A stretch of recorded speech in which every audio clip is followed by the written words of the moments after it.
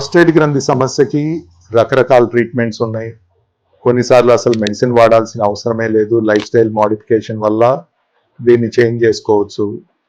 కొన్నిసార్లు యోగాసనాలు చేస్తూ ఉంటారు, రకరకాల కేగల్ ఎక్సర్సైజెస్ అని పెల్విక్ ఎక్సర్సైజెస్ చేస్తూ ఉంటారు.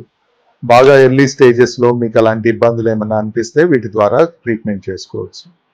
రెండవది మెడికల్ ట్రీట్మెంట్. మెడికల్ ట్రీట్మెంట్లో రకరకాల మెడిసిన్స్ ఉన్నాయి. అంటే ఇరిటేటివ్ సింటమ్స్ ఉన్నాయా లేకపోతే అబ్స్ట్రక్టివ్ సింటమ్స్ ఉన్నాయా అనే దాన్ని బట్టి కూడా ట్రీట్మెంట్ ఉంటుంది.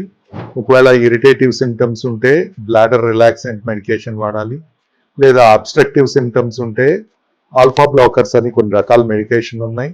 ఆల్ఫ్యూజోసిన్, సిలడోసిన్, టామ్సిలోసిన్, ప్రెజోసిన్, ఇలా రకరకాల మెడికేషన్స్ ఉన్నాయి. అలానే ప్రాస్టేట్ గ్రంథి సైజు బాగా పెరిగినప్పుడు సైజు తగ్గించడానికి రకరకాల మెడికేషన్స్ ఉన్నాయి. డ్యూటాస్టరైడ్, ఫినాస్టరైడ్ అని. ఈ మందుల ద్వారా అవనప్పుడు కానీ లేదా ఇతరత్ర ఏదైనా కాంప్లికేషన్స్ ఉన్నప్పుడు ఈ ప్రాస్టేట్ గ్రంథికి సర్జరీ కూడా ఉంది. ఒకప్పుడు ఓపెన్ ఆపరేషన్ మాత్రమే ఉండేది, ఇప్పుడు రకరకాల ఆపరేషన్లు వచ్చినాయి. కానీ గోల్డ్ స్టాండర్డ్ ఆపరేషన్ మటుకు TURP అంటాం, ఎలక్ట్రో రిసెక్షన్ ఆఫ్ ప్రాస్టేట్. దీన్ని ట్రాన్స్యూరిథ్రల్ రిసెక్షన్ ఆఫ్ ప్రాస్టేట్ అని కూడా అంటాము. సో ఈ ప్రాస్టేట్ గ్రంథికి లేజర్ ద్వారా చేసే అవకాశం ఉంది, ఎలక్ట్రో రిసెక్షన్ ద్వారా చేసే అవకాశం ఉంది.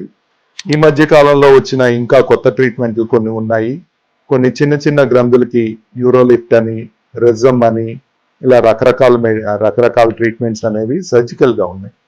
ఇవన్నీ కాకుండా అసలు ఏ సర్జరీకి ఫిట్ కాని వాళ్ళకి ఈ ప్రాస్థెటిక్ యూరిథ్రల్ స్టంట్స్ కూడా ఉన్నాయి. సో వీటిలో ఏదైనా కూడా మనం ట్రీట్మెంట్కి ఆ ప్రాస్టేట్ గ్రంథి సైజుని బట్టి, పేషెంట్ యొక్క జనరల్ కండిషన్ బట్టి, మెడికల్ ప్రాబ్లమ్స్ని బట్టి డిసైడ్ చేయొచ్చు.